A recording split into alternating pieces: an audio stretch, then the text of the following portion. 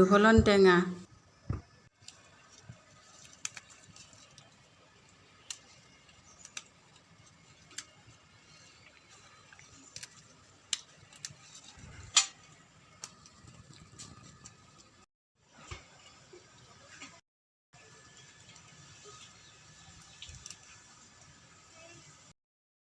নমস্কাৰ বন্ধু বান্ধৱীসকল, আপোনালোকৰ বাবে মই এটা নতুন ৰেচিপি লৈ আহিছোঁ।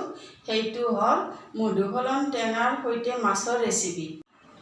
মধুসলন টেঙাখিনি ভালদৰে ধুই লৈ মই কাটিবলৈ প্ৰস্তুত কৰিছোঁ।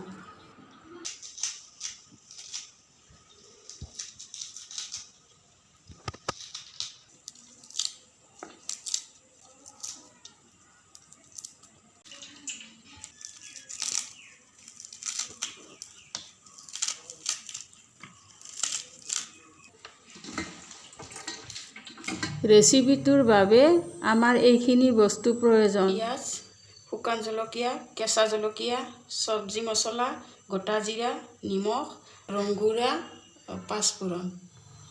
1 চামুচ তেল, জোখৰ তেল দি দিছোঁ।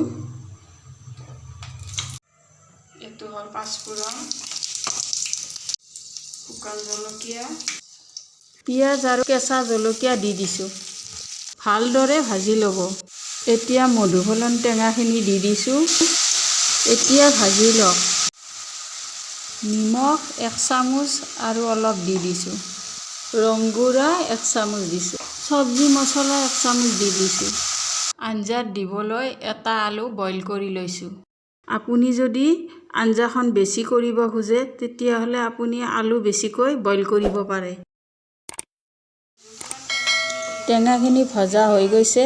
এতিয়া মই ইয়াত আলুখিনি দি দিম। এতিয়া মই গোটেইখিনি ধুনীয়াকৈ মিক্স কৰি দিম। এতিয়া মই ইয়াত পানী দি দিম।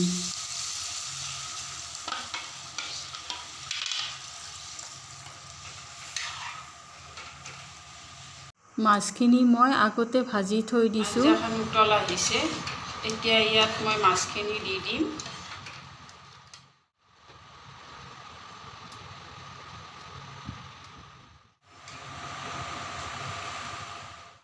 আঞ্জাখন উতলি আছে। এতিয়া 10 মিনিটমান ইয়াত ৰাখি থ'ম। চাওক, আঞ্জাখন তৈয়াৰ হৈ গৈছে। এতিয়া মই নমাই থৈ দিম।